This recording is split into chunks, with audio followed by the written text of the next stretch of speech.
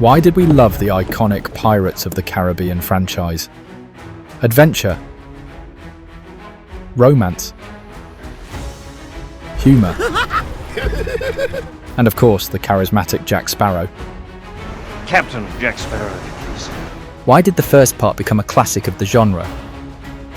How are the sequels of Pirates? And what went wrong in the final story? Let's try to understand in this video. Hoist the colours high. Pirates of the Caribbean is created according to the classic formula of the adventure genre. Brave adventurers go on a dangerous journey into uncharted lands in search of an artifact. At the heart of any adventure is a quest, but director Gore Verbinski turns the plot canon upside down. Instead of wanting to steal the treasure, they try to get it back. In an adventure film, the heroes must necessarily explore a voluminous, exotic world. A classic of silent adventure was Raoul Walsh's The Thief of Baghdad, the story of the fairy tale odyssey of a treasure seeker in love. Another integral part of the genre is spectacular fights. For example, an exemplary sword duel in Captain Blood by Michael Curtiz, or the unexpected short duel between Indiana Jones and his pursuer.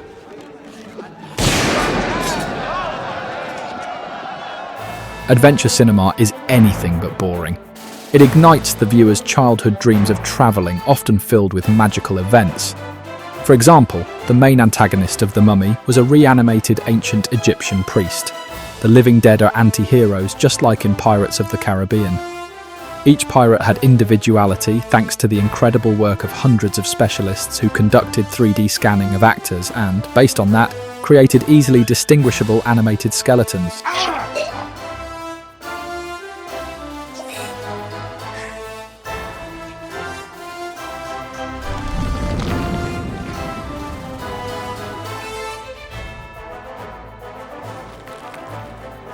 The picture plays with the emotions of the audience, but does not turn into a full-fledged horror, always interspersing creepy fragments with comedy.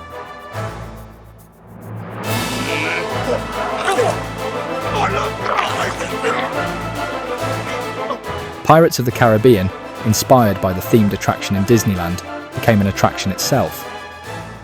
At the same time, action scenes always carry a dramaturgical load. For example, the battle between Jack Sparrow and Will Turner is not only a choreographically perfect duel, but also the first meeting of the heroes, which shows that the young blacksmith hates pirates and is ready to sacrifice his life to protect the honor of the girl he loves. Who makes all this? I do. And I practice with them 3 hours a day. You need to find yourself a girl, mate. Johnny Depp's character is stated as a man who does not disdain dishonest methods for the sake of victory, but at the same time is not capable of murder. You cheated.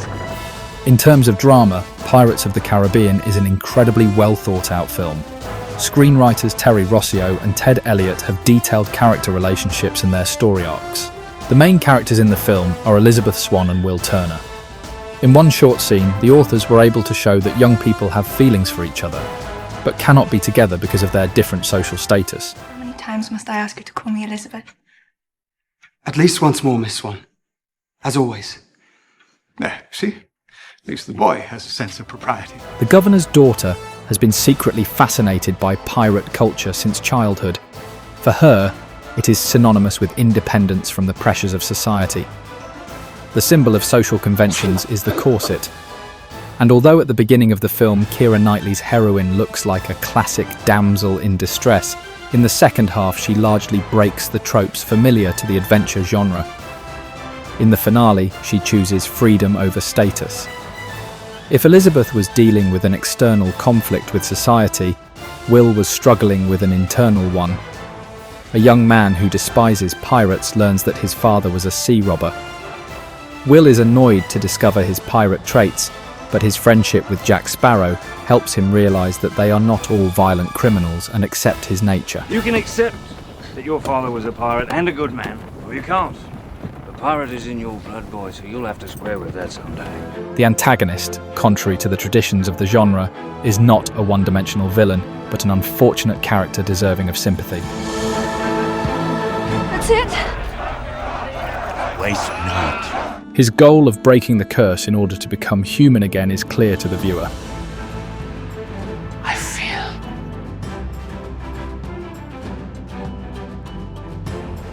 cold. Even the secondary characters change by the film's finale.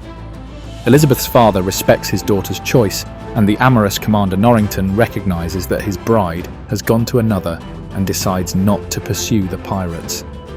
Only Jack Sparrow, the ingenious trickster who pushes the narrative forward, though he receives the coveted Black Pearl, remains the same as he was at the beginning of the film. A complete story, a refined genre formula, humour and strong drama have made pirates a favourite of early 21st century heroes. The Curse of the Black Pearl was a celebration of escapism, a thrilling, dangerous and funny escape from reality into a world of scorching sun, sea and inexhaustible supplies of rum. To freedom! To the Black Pearl.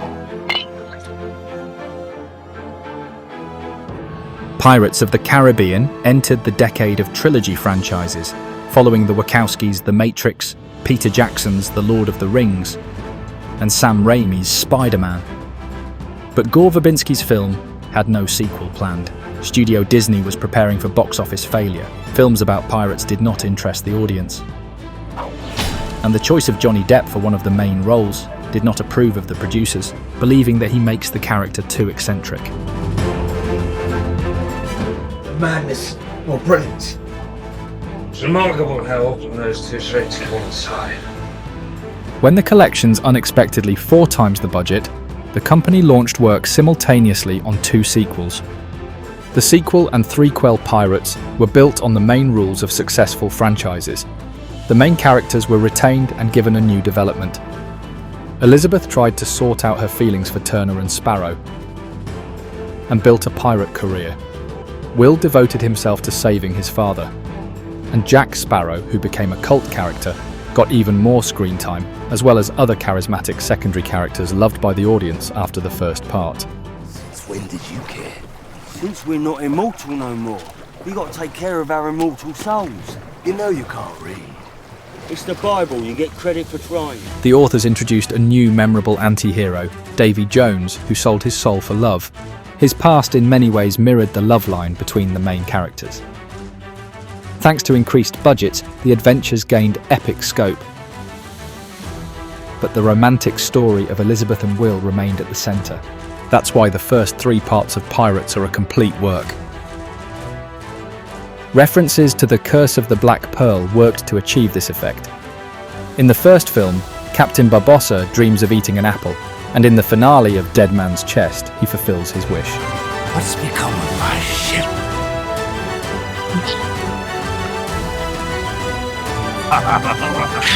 The director repeats aphoristic quotes from the first part.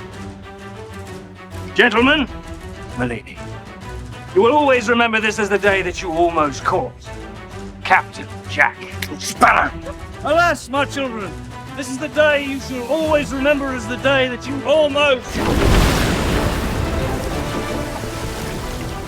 Captain Jack Sparrow. Elizabeth. It would never have worked between us, darling. I'm sorry. Jack. It would never have worked out between us. Keep telling yourself that, darling. Duplicates mise-en-scène. Not sure I deserve that. And closes the trilogy with a pirate song sung by little Elizabeth in the first scene and sung by her son Henry in the last scene. Gore Verbinski, having earned the trust of the studio, changed the tone of the film, making it darker, more complex and crazier. That is, not just repeating a successful formula, but adding something new. Mr. Sparrow, I Captain. What say you about the condition of this tack line? It be proper to my eyes, sir. Will is doomed to spend the rest of his life on the cursed ship, while former Commander Norrington and Elizabeth's father perish without a chance of resurrection. Elizabeth! Are you dead? I think I am. Already in these parts, however, the dramaturgical seams are visible. The love triangle between Elizabeth, Jack and Will came out of nowhere, only to develop the heroine in some way.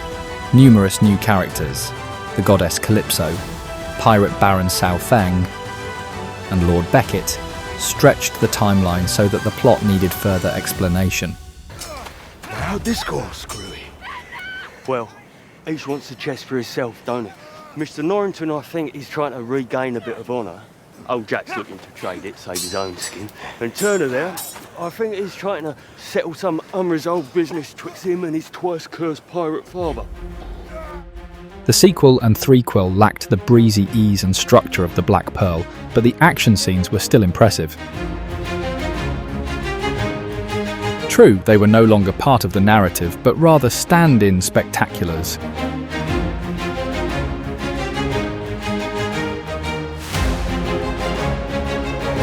Despite the flaws, the sequels to Gore Verbinski's trilogy remained complete works with both happy and sad finales. Elizabeth and Will marry, but find themselves separated from each other due to a curse.